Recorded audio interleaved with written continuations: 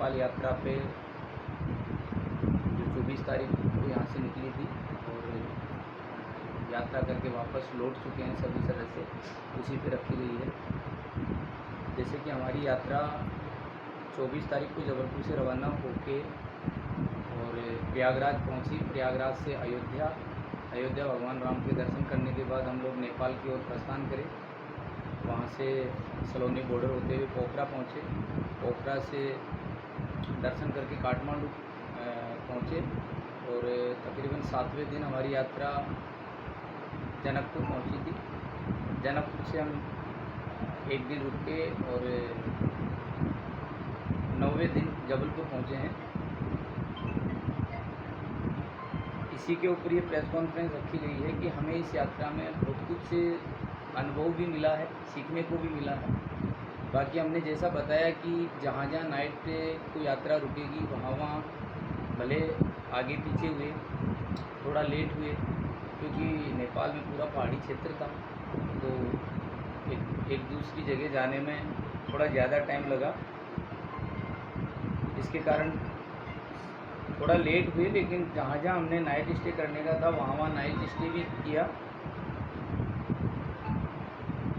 और यात्रा के अंदर कुछ ऐसे इश्यूज भी आए जिनको हम आगे पूरा सुधारने की कोशिश करेंगे। कुछ नए सदस्य संस्था से जुड़े हुए थे, उनको संस्था के बारे में इतना नॉलेज नहीं था, उनकी अपेक्षाएं कुछ ज़्यादा थी। जबकि एक धार्मिक संस्था है, धार्मिक संस्था में सभी सदस्यों को धर्मशालाओं में रोका जाता है। जैसा घर पे नॉर्मल खाना बनता है वैसा ही खाना दिया जाता है। लेकिन कुछ नए लोग थे, उनको इतना अनुभव नहीं था, तो हो सकता है उनको यात्रा कुछ ज़्यादा अच्छी ना लगी हो।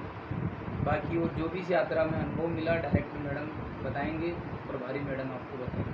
ठीक, आपका नाम? सुनील यादव, श्री राधा कृष्ण सेवा संस्थान MD। यात्रा का कैसा क्या अनुभव रहा? पहले तो हम सब आपका मीडिया वालों का धन्यवाद देना चाहते हैं कि पहले तो आपने 24 तारीख को जिस दिन हमारी यात्रा प्रारंभ हुई थी ऑफ कार्यालय से, उस दिन भी आपने यहाँ आके सब जानकारी दी थी और आज अंतिम पड़ाव पे भी आप सब आए हैं।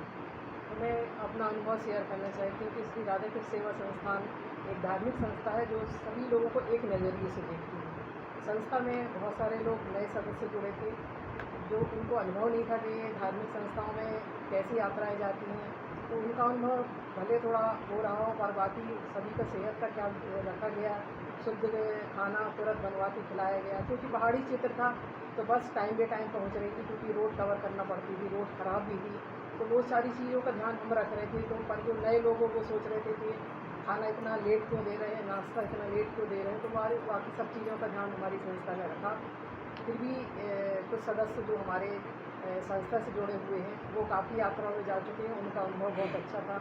और नया अनुभव ये हुआ है कि हम आगे जाके ये सब चीज़ों का ध्यान रखेंगे कि जो नए सदस्य बनते हैं उनको हम यात्रा किस तरह से देना है, और जो पुराने सदस्य हैं वो तो हमारे ऑलरेडी उनको मालूम ही है कि संस्था किस तरह से काम करती है। और क्योंकि एक धार्मिक संस्था है तो सभी को एक नज़रिए से, यदि हॉल में रुकना तो अलग रूम तो मिलेगा नहीं, तो सारे कुछ खुश थे।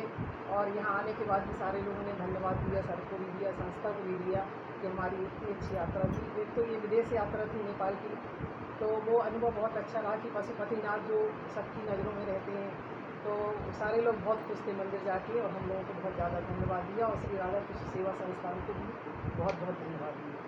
बाकी जो नए अनुभव हैं वो तो होते रहेंगे हर यात्रा में। मैं इतना कहती हूँ आपको सभी। मैं डायरेक्टर अंजू यादव। सबसे पहले मैं आप सभी मीडिया वालों का इस संस्था में स्वागत करना चाहती हूँ कि आप लोग यहाँ पर आए समय निकालकर। और जैसा कि हमें सर ने बताया कि इस यात्रा में, नेपाल यात्रा में हम सभी को कुछ नया अनुभव मिला, कुछ नया जानने को मिला।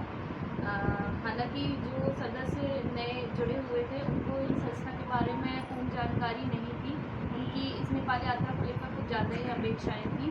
तो मैं यही चाहती थी कि बाकी सदस्यों की जैसे अपेक्षाएँ थी उनको भी वैसी अपेक्षाएँ रखना चाहिए थी, क्योंकि इस संस्था के भी कुछ नियम कायदे हैं जिनको देखकर हमें चलना पड़ता है।